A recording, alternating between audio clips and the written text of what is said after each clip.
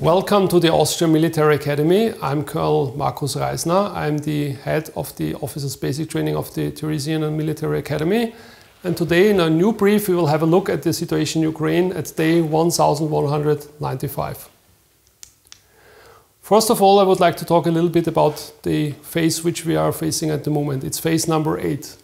The Russians were able to gain initiative and the momentum in phase number 7. Phase number 7 was taking place last year, and the intent of the Russians was to have an operational breakthrough in direction west.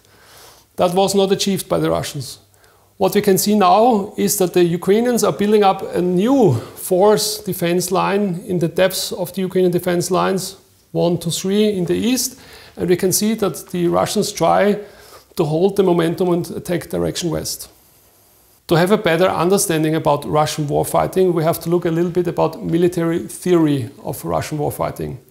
And one of the main thinkers of this military theory is Alexander Svechin. And Alexander Svechin said, if there is not the possibility at the beginning of a war to gain momentum, then we have to fight a war of attrition.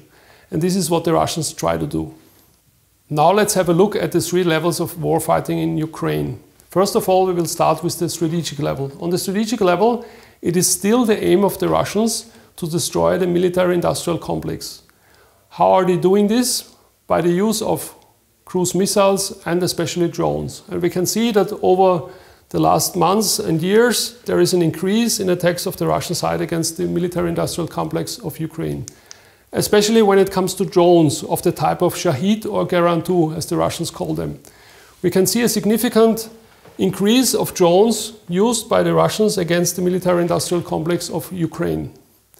It's even said that in the future the Russians will be able to produce up to 500 Geran-2 drones a day, which will have a significant effect on the attacks in Ukraine. Also here another slide which shows a little bit the effect of those drones. You can see a Geran-2 here, and you can see here in this video the impact of a Geran-2. In this satellite picture we can see that these drones really have an impact, because here in this satellite picture you see the Antonov factory in Kiev, and you can see that there were several impacts in one of the Russian attacks in April. These pictures are from May. The next video gives an impression how it looks like to be under attack from the Russian side. This footage is from Kiev, and it shows different assets of the Russian side used against the military-industrial complex in Ukraine. You can see the impacts of cruise missiles, drones, and there is even the impact of a North Korean rocket at the end of the video. While the Russians are conducting their air campaign against Ukraine, the Ukrainians also try to do the same against the Russians by using long-range drones and inflicting hits and casualties on the Russian side. This weekend, a secret operation was conducted by the Ukrainians on Russian soil. It was called Operation Spiderweb. What happened? After months of preparation, the Ukrainians infiltrated several trucks loaded with drones onto Russian territory and brought them close to the strategic airfields which were used by the Russians to conduct the airstrikes against Ukraine. When the trucks arrived, the roof opened and the drones, as you can see here in the video, flew out and started to attack the strategic bombers, which you can see in the video are just close by behind the truck. These attacks had a devastating effect. We can see in this video that these drones were able to destroy a significant number of strategic air assets of the Russians. In that case, Tu-95 bombers. And so we can say at the end of the day that this operation was very, very successful, and the Ukrainian SBU can actually say that this was a big success when it comes to fighting against Russia. We already have the first satellite pictures from the attack. So these satellite pictures I would like to show you now are from one airfield, and we can see that on this airfield at least 8 aircraft were destroyed, 4 Tu-22 and 4 Tu-95. It's even said that 30% of the strategic air assets of the Russian Air Force were destroyed during this attack on the weekend. I would even say that was an historical attack. If you look a little bit back into the past, for example in the Second World War, you had some significant similar events, like the attack of the Royal Air Force against the Italian Navy in Tarent 1940, the attack of the Japanese Imperial Air Force against the US Pacific Fleet in Pearl Harbor, or the attack of German aircraft against American bombers which were parked on an airfield in Poltava in 1944. Now let's return to the operational level of the situation in Ukraine. We can see here that the Russians are trying to attack further direction west. It was possible for the Ukrainians to hold the line last year, but it looks like at the moment that the Russians try to bypass the main fortifications of the Ukrainians and to attack from the north direction south and from the south direction north.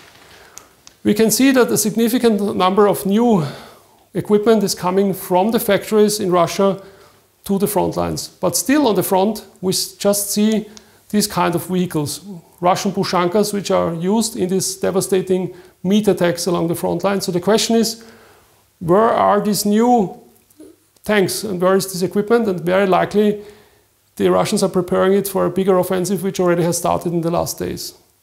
Now let's look at the front. What you can see is the war of attrition I was referring to when I introduced Svechin to you. First of all, it's a mixture of artillery and bombs. You can see here a typical Ukrainian stronghold. You can see here the trenches, and you can see the effect or the impact of 4 gliding bombs in that strong point. After the use of gliding bombs and artillery, the next the Russians used is actually drones, special drones. Drones which are controlled by fiber optic means. And these fiber optic drones, or fiber optic controlled drones, also have a devastating effect on the soldiers in the trenches. We can also see that the Russians are able already to conduct successful operations by using these drones deep behind the front lines. Therefore, I would like to show you this video where you can see that the Russian drone is attacking a Ukrainian HIMARS system. You can see that the drone is identifying the HIMARS system, and then you can see the attack by a fiber optic controlled drone against this HIMARS rocket launcher. To counter the enormous pressure of the Russian troops along the Ukrainian front line, the Ukrainians try to shift the attention to other places. Like we can see here in that video from Dyetkino, where the Ukrainians try to penetrate over the Ukrainian-Russian border into Russian territory. The idea is to make the Russians focus on other places and to reduce the pressure in the Donbas region. It's also interesting to notice that the Ukrainians this weekend destroyed 2 very important railway lines, main lines of communications for the Russian military in the Bryansk region, and this can be connected to the ongoing Sumy operation of the Russians. The Ukrainians try to disrupt the supplies of the Russian side to the troops in the Sumy region. Now let's turn to the third level, the tactical level. On the tactical level, we see that the Russians are trying to attack the Ukrainians all over the front line, from the north to the center to the south. The idea of the Russians is to use many mobile elements which are trying to bypass through the Ukrainian strong points. While the Ukrainians are facing a harsh war in trenches, like we can see here in that picture, the Russians, still having huge losses, are gaining more and more momentum because they can actually penetrate with those mobile units all these little strong points and drive further direction west. It's said that on an average basis, up to 15 to 20 square kilometers are occupied by the Russians during the ongoing battles in the Donbas region. Also here I would like to show you a short video. In that video you can see a typical Russian attack which is taking place along the front line, and you can see how the Russians, by using armored vehicles, try to infiltrate through the Ukrainian minefields and positions and to drop infantry close to possible strong points which they actually try to occupy. You can see different systems of the Ukrainians used against the Russians. Mines, artillery, of course anti-tank weapons, and you can also see the tactics of the Russians which try to use small units to bypass the main strong points of the Ukrainians. It's interesting to notice that the most successful weapon the Ukrainians are using at the moment at the front line is concertina wire. This concertina wire is especially successful against these small units of the Russians, which are trapped in the concertina wire and then attacked by Ukrainian drones. You can see here a mine-resisted ambush-protected vehicle of the Ukrainians, deploying this concertina wire over and along the front lines. Now let's look at certain sites along the front line. First of all, let's start in the north, at Kursk, in Kursk region. After the successful operations of the Russians in Kursk, the Russians are taking further direction Sumy. The Ukrainians are now forced to evacuate their troops more to direction south, and what they do at the moment is they use significant numbers of drone teams from certain units to fight against the Russian advance direction Sumy. If we go from the north more direction east, then we can see the situation between Kharkiv, Vovchansk and Kupiansk, and it looks like that the Russians are trying, by using a pincer operation, to attack the Ukrainian troops in that certain area to cut off this terrain from the Ukrainian territory. From Kupiansk direction south, we are coming to the main effort of the Russian armed forces, and this is the area between Pokrovsk and Chasiv Yar.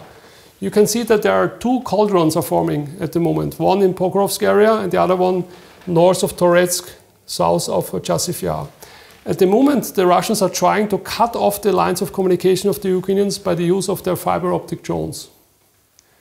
So to summarize the situation, you might have the impression that the Ukrainians are successfully attacking the Russians, especially on the strategic level, but we can still see that on the operational tactical level, there is a grinding war going on.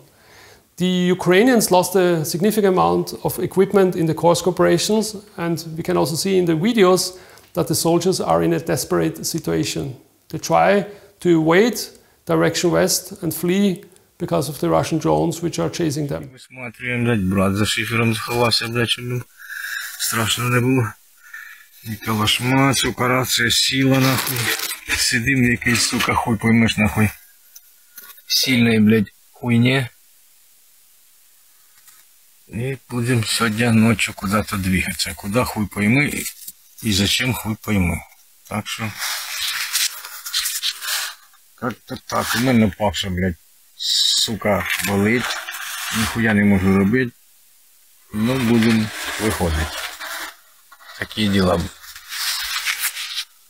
But there are also good news. So it is planned that the Ukrainians will get Link 16, which is pretty much a military Wi-Fi system. And the idea is to have a common situational awareness of different weapon systems, like intelligence and reconnaissance systems, air defense, and of course, fighter planes like the F-16. There is still the discussion about long-range weapon systems. It's still open if Germany, for example, will deliver Taurus systems to Ukraine. For the moment, it's not the case. But what the Germans said is that Ukraine maybe will be assistance in building up their new long-range weapon systems, which will give them the possibility to attack further, not only in Ukraine, but also in direction of Russia. But this is a remarkable situation because, again, Putin is referring to that situation as a fact that Ukraine is not capable of doing that on its own, and that might drag other NATO countries into the war. While on the other side, the German Bundeskanzler Merz is saying that there are no restrictions when it comes to long-range weapon systems. So to summarize the situation, we can see that the Ukrainians are still facing big challenges. In his last briefing, the Ukrainian Chief of General Staff Syrsky was referring to the ongoing summer offensive of the Russians, which has started just a couple of days ago.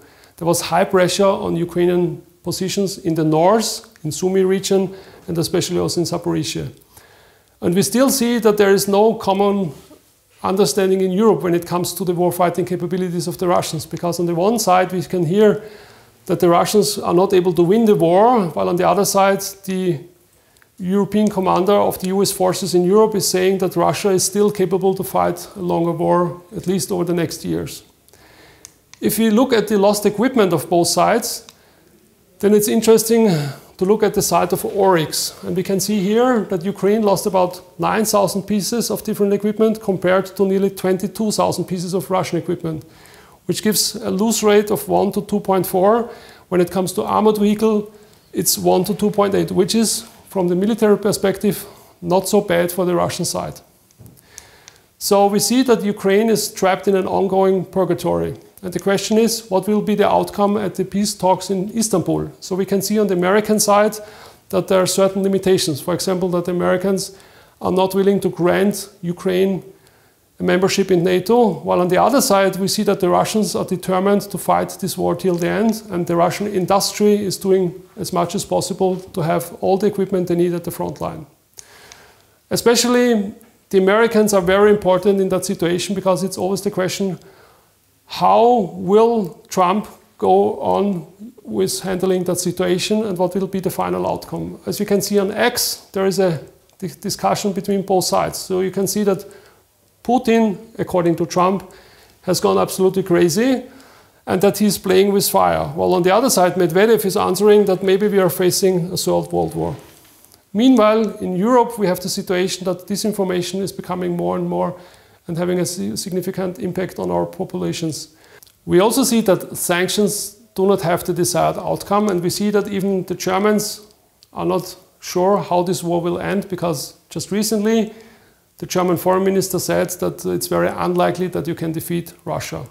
On the other side, we can see nations like Great Britain, for example, who increase their attacks against Russia and China, especially when it comes to the cyber domain and when it comes to the fight against disinformation.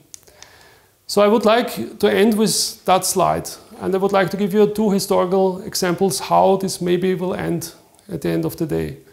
First of all, it could be like Tsushima 1905, where the Japanese Imperial Fleet defeated the Russian fleet and became a new power in the Pacific arena.